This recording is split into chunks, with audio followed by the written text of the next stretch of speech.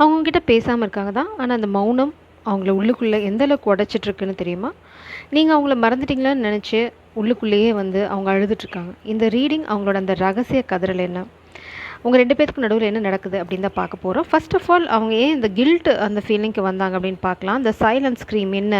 எதனால் இந்த மௌனமான கதறல் அங்கே நடந்துட்டுருக்கு? அவங்களோட கரண்ட் சிச்சுவேஷன் என்ன அப்படின்னு தான் நம்ம இங்கே பார்க்க போகிறோம். உங்களை ஏன் கோஸ்ட் பண்ணாங்க அப்படின்னு பார்த்தா, இல்லைனா கோஸ்ட் பண்ணாங்க, உங்களை ஏன் வந்து அவங்க இட்ஸ் லைக் உங்களை ஏன் நெக்லெக்ட் பண்ணாங்க, தவிர்த்தாங்க அப்படின்னு பார்த்தீங்கன்னா, கில்ட், பாலிடிக்ஸ். இந்த பர்சன் வந்து இனிஷியலாக உங்களை வந்து ஒன் ஆஃப் த ஆப்ஷன் இது வந்து ஓகே போனால் இன்னொன்று அப்படின்ற மாதிரி கொஞ்சம் லைட்டாக எடுத்துட்டாங்க. அதனால் உங்களோட மைண்ட் கேம் விளையாடிருக்காங்க, பாலிடிக்ஸ் பண்ணியிருக்காங்க.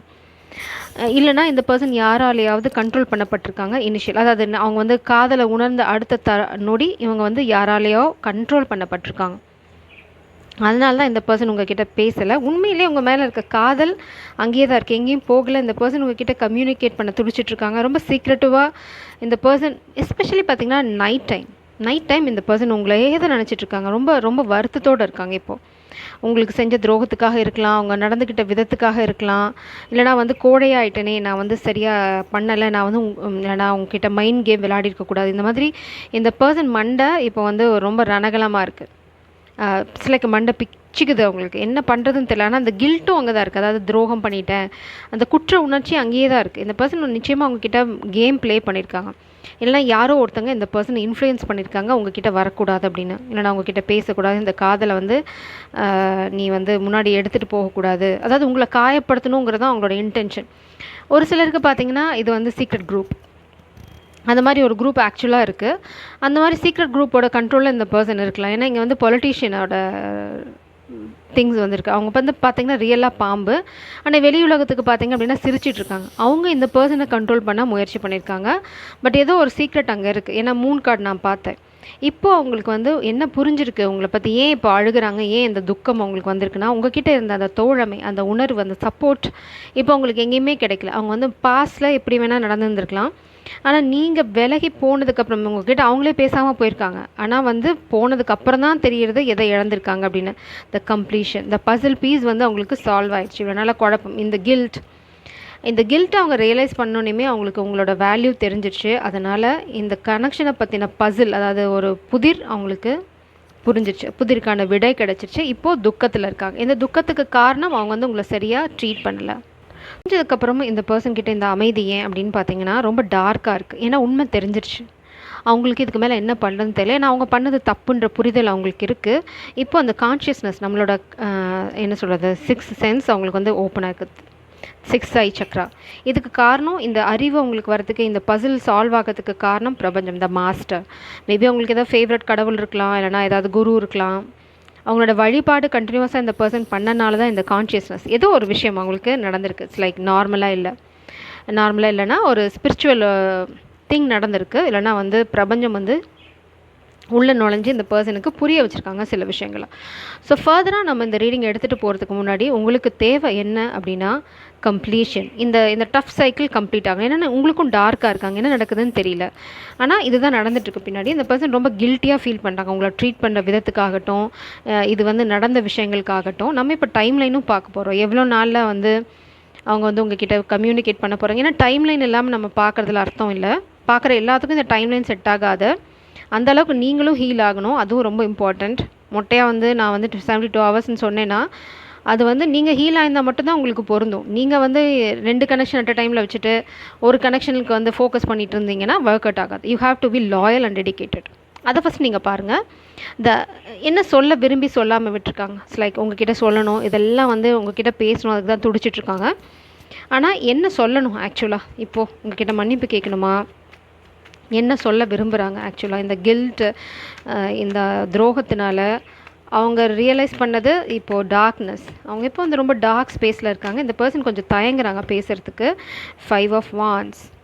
நீங்கள் தான் ஸ்டார், உங்களை அட்டாக் பண்ண ட்ரை பண்ணாங்க. மேபி இந்த பர்சனை பிளாக்மெயில் பண்ணலாம். இந்த பாலிட்டிஷியன், நீ வந்து போனேன் அப்படின்னா நான் வந்து இந்த ஃபெமினன் எனர்ஜியை வந்து அட்டாக் பண்ணுவேன், இல்லைனா அவங்கள ஒன்றும் இல்லாமல் பண்ணிவிடுவேன். இட்ஸ் லைக் ஏன்னா ஸ்டார் வந்து ஒரு ஃபயருக்குள்ளே இருக்குது. இங்கே பார்த்தீங்கன்னா மூன் சீக்ரெட். எஸ், இது வந்து சீக்ரெட் பிளாக்மெயில்னா சீக்ரெட் த்ரெட்டன். இது வந்து ஃபேமிலி கூட பண்ணலாம். மேபி ஃபேமிலியில் யாரோ வந்து டூ ஃபேஸ்ட் பர்சன், யாரோ ஒருத்தங்க இந்த பர்சன் இன்ஃப்ளூயன்ஸ் பண்ணுறாங்க. இது ரொம்ப சீக்ரெட்டாக நடக்குது. இது வந்து உங்களுக்கு தெரியாது.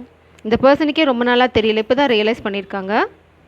ஏன்னா பாட்டம் டெக்கில் இருக்கிறது பார்த்தீங்க அப்படின்னா 7 ஆஃப் சோட்ஸ், துரோகம் நடந்திருக்கு அவங்களுக்கே தெரியாமல். மேபி ஃபேமிலி யாராவது இந்த மாதிரி பொலிட்டீஷியனோட சப்போர்ட்டையோ இல்லைனா ஒரு ரவுடியோட சப்போர்ட்டையோ எடுத்துருக்கலாம். இல்லைனா இட்ஸ் லைக் இது கண்டிப்பாக ஒரு சீரியஸான விஷயம் போயின்னு இருக்குது பேக்ரவுண்டில், இது உங்களுக்கு தெரியாது. அதனால தான் இந்த பர்சன் வந்து இதுக்கெலாம் வந்து அவங்க தொணை போயிட்டாங்க, இதுக்கெலாம் கோடையாக அவங்க இருந்துட்டாங்க. உங்களை ப்ரொடெக்ட் பண்ணிக்கணும். ஆக்சுவலாக ப்ரொடெக்ஷன் தான் என்ன, அவங்க நேரில் வந்து இதெல்லாம் உங்களுக்கு எக்ஸ்பிளைன் பண்ணி நீ கொஞ்சம் ஜாகிரதையாரு, நானும் உன்னால் என்னால் எவ்வளோ ப்ரொடெக்ட் பண்ண முடியுமோ பண்ணுறேன், இல்லைனா 2 பேரும் மூவின் ஆயிருக்கணும் ஒரே இடத்துக்கு, அவங்க உங்களை 24/7 ப்ரொடெக்ட் பண்ணியிருக்கணும்.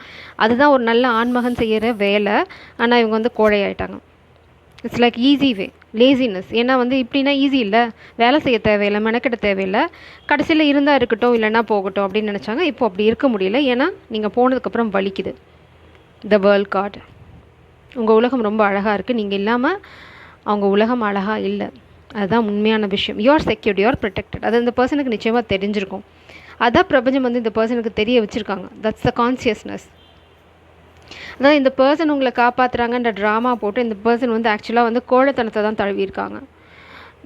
ஆனால் பிரபஞ்சம் என்ன சொல்கிறாங்க அப்படின்னா, நீ ஒன்றும் பண்ண தேவையில்லடாப்பா சாமி, நாங்கள் ஆல்ரெடி அவங்கள ப்ரொடெக்டட் தான் வச்சுருக்கோம்.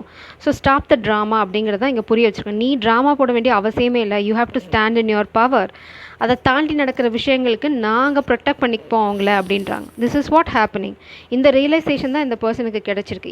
இந்த ரியலைசேஷன் கிடச்சனால தான் அவங்களே அவங்கள பற்றி புரிஞ்சுக்கிட்டாங்க. எவ்வளோ கேவலமாக அவங்க நடந்துட்டுருக்காங்க, ஒருத்தங்க பிளாக்மெயில் பண்ணாங்க அப்படிங்கிறதுக்காக அவங்க எவ்வளோ கேவலமாக போயிட்டாங்க அப்படிங்கிறத அவங்க ரியலைஸ் பண்ணுறாங்க. இந்த பர்சன் அதை நைட் ஃபுல்லாக யோசிக்கிறாங்க.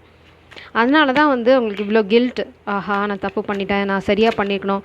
ஒரு பெண்ணுக்கு பிரச்சனை அப்படிங்கும்போது துணை நிற்காத ஆண் வந்து நல்ல ஆணே கிடையாது. அப்புறம் எங்கே காதலன் ஆகிறது? 6 ஆஃப் வான்ஸ். இப்போது உங்களுக்கு அந்த வெற்றி வேணும். இப்போ பார்த்தீங்கன்னா 10 ஆஃப் கப்ஸ். நீங்கள் வேணும், உங்களோட வாழ்கிற வாழ்க்கை வேணும். 10 ஆஃப் கப்ஸ் அப்படின்னா உங்களோட அனுபவிக்கிற எல்லா சந்தோஷமும் வேணும்.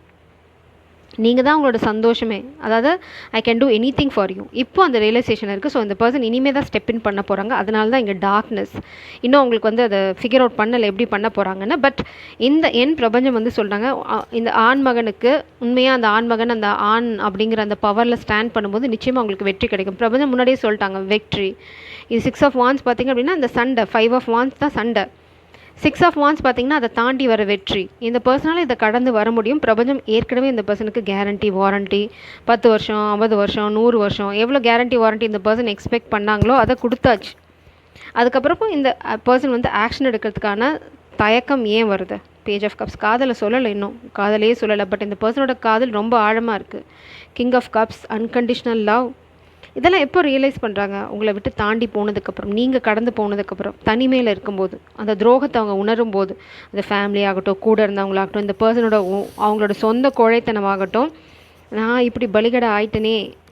இந்த பர்சனுக்கு பார்த்தீங்கன்னா ரொம்ப ஃபீல் பண்ணுறாங்க. நான் வந்து உனக்கு துணையாக நின்றுக்கணும், சப்போர்ட், அட்லீஸ்ட் ஒரு ஃப்ரெண்டாவது உங்க கூட நின்றுக்கணும், கோழை மாதிரி ஓடி இருக்கக்கூடாது அப்படிங்கிறது இந்த பர்சன் ரியலைஸ் பண்ணுறாங்க இப்போது. அதுதான் பிரபஞ்சமும் சொல்கிறாங்க. அந்த மாதிரி நீ சப்போர்ட்டாக இருந்திருக்கணும். பிரச்சனைன்னு இன்றைக்கி இந்த பிரச்சனைன்னு ஓடுற ஆண் வந்து நாளைக்கு கல்யாணத்துக்கு அப்புறமோ இல்லை நீங்கள் வந்து ஒரு லிவ் இன் ரிலேஷன்ஷிப்லேயே இருக்கீங்கன்னு வச்சுக்கோங்க, யாராவது வந்து மிரட்டினாங்கன்னா உங்களை விட்டுட்டு ஓடிடுவாங்களா? இல்லை உங்களை வந்து நீ என்ன வேணால் பண்ணிக்கோ அப்படின்னு விட்டுட்டு ஓடிடுவாங்களா? What is nonsense? ஸோ துணை நிற்காத எந்த ஆணுக்கும் அந்த பெண்ணை காதலிக்கிற அருகதை கிடையாது. அதுதான் இந்த பர்சனுக்கு பிரபஞ்சம் புரிய வச்சுருக்காங்க. உங்களோட வேல்யூவை ரொம்பவே புரிய வச்சுருக்காங்க. இந்த பர்சனுக்கு செம்மத்தியும் ஒரு லெசன் நடந்திருக்கு. Let's dive deep. என்ன நடந்திருக்கு? What is the lesson? Devil energy. Wow. இந்த பர்சனுக்கு நிறைய ஸ்பெல் ஒர்க் நடந்திருக்கு. இந்த பர்சன் அதை அதாவது இந்த பர்சனை கட்டி போடுறதுக்கு, அதாவது உங்களையும் மூவ் பண்ணாமல் இருக்கிறதுக்கு நிறைய ஸ்பெல்னால் வந்து நான் ஸ்டாப் ஸ்பெல் நடந்திருக்கு. இந்த பர்சன் அந்த ஸ்பெல்லை பற்றி தெரிஞ்சிட்ருக்காங்க. சம்ஹவ் மேபி ஃபேமிலியே ஸ்பெல் பண்ணும்போது இந்த பர்சன் பார்த்துருக்கலாம், இல்லைனா வந்து அவங்க பேசிக்கிறத ஒட்டு கேட்டிருக்கலாம். சம்ஹவ் இங்கே பாருங்கள், அவங்க வந்து ஒரு இடத்துல மறைஞ்சிருக்காங்க. இது நடக்குது. This is spell work, this is happening. இதை பண்ணுறது ஒரு ஆண் ஒரு பெண், 2 பேரும் சேர்ந்து தான் பாருங்க மேபி ஃபேமிலியில். ஸோ இந்த பர்சன் இந்த ஒட்டு கேட்டதுக்கப்புறம் தான் ரியலைஸ் பண்ணியிருக்காங்க அவங்களுக்கு எவ்வளோ பெரிய துரோகம் நடந்திருக்கு, அவங்க எவ்வளோ பெரிய முட்டாளாக இருந்திருக்காங்க. அதான் இந்த லாஸ்ட் பசில் பீஸ். பிரபஞ்சம் அதை வந்து காட்டி கொடுத்துருக்காங்க. மேபி அவங்க டைரெக்டாக ஒட்டு கேட்கலனா கூட யாரோ ஒட்டு கேட்டவங்க அவங்க கிட்ட போய் சொல்லியிருக்காங்க. சம்திங் அவங்களுக்கு ரியலாக என்ன நடக்குது அப்படிங்கிற ஒரு இன்ஃபர்மேஷன் அவங்களுக்கு போயிருக்கு, நம்ப தகுந்த பர்சன் கிட்ட வந்து. ஸோ காதல் இன்னும் சொல்லலை. அதுதான் அவங்களோட ஒரே ஒரு குறை, அதை வந்து அவங்க நிவர்த்தி பண்ண விரும்புகிறாங்க. அடுத்தது ஸ்பெசிஃபிக் மெசேஜ். இந்த சூழ்நிலையில் உங்களுக்கு ஸ்பெசிஃபிக்காக ஏதாவது சொல்ல விரும்புகிறாங்களா அப்படின்னு பார்க்கலாம். ஏன்னா இந்த எனர்ஜி வந்து ரொம்ப ரெஸ்ட்லெஸ்ஸாக இருக்குது. அது என்னால் சென்ஸ் பண்ண முடியாது. பிகாஸ் என்னை சுற்றி நடக்கிற விஷயங்கள் அப்படி இருக்குது. ரொம்ப ரொம்ப ரெஸ்ட்லெஸ்ஸாக இருக்குது. இன்னன் யாங் பேலன்ஸ். 222 வந்து உங்களுக்கு ஒரு சைன். உங்கள் காதல் வந்து இந்த பர்சன் உங்களை நோக்கி வராங்க அப்படின்னா நீங்கள் அடிக்கடி 222 பார்ப்பீங்க. 2 பேருமே பவரில் நிற்கிறீங்க. I will be back soon, don't worry. இதை தான் நம்ம இவ்வளோ நேரமாக பார்த்தோம். உங்கள் பர்சன் அதை தான் சொல்கிறாங்க. They are coming back. அதனால் கவலைப்படாதேன்னு சொல்கிறாங்க. அவங்களுக்கு தான் புரிஞ்சிருச்சு. புரியாத விஷயங்கள் எல்லாமே புரிஞ்சிருச்சு. I am terrified. பாஸ்டில் 9 of source energy. You are wrong அப்படிங்கிறது தலைகீழ வந்திருக்கு. ஆக்சுவலாக நீங்கள் இதெல்லாம் சொல்லியிருக்கீங்க. மேபி அவங்க ஃபேமிலி பற்றி நீங்கள் அவங்களுக்கு சொல்லியிருக்கலாம். அவங்க ஃபேமிலி பற்றி சொல்லியிருக்கலாம் ஆல்ரெடி. அவங்க நம்பலை. Do you think about me too? அவங்களுக்கு சந்தேகம் வந்துச்சு நீங்கள் சுத்தமாக அவங்கள விட்டு மறந்து போயிட்டீங்களோ அப்படிங்கிறத. I hope you will wait for me. அவங்க நம்புகிறாங்க, முழுமையாக நம்புகிறாங்க நீங்கள் அவங்களுக்காக காத்துட்ருப்பீங்க அப்படிங்கிறத. நீங்கள் சொன்னது சரிதாங்கிறாங்க. அவங்க இனிஷியலாக நீங்கள் சொன்னது தப்புன்னு நினச்சாங்க அவங்க ஃபேமிலி பற்றி. பட் அவங்களுக்கு இப்போ நல்லா தெரியும். If I follow you I could lose everything. இந்த ஃபேமிலி பண்ண துரோகம். இல்லைனா வந்து யாரோ ஒருத்தங்க ஒரு பவர்ஃபுல் பர்சன் அவங்கள ஒர்க் ரிலேட்டடாக இல்லைனா அவங்க சுச்சுவேஷன் ஏதாவது ஒரு ஃபேக் கேஸ் இல்லைனா வந்து ஏதாவது சுச்சுவேஷனை வச்சு பிளாக்மெயில் பண்ணுறாங்க.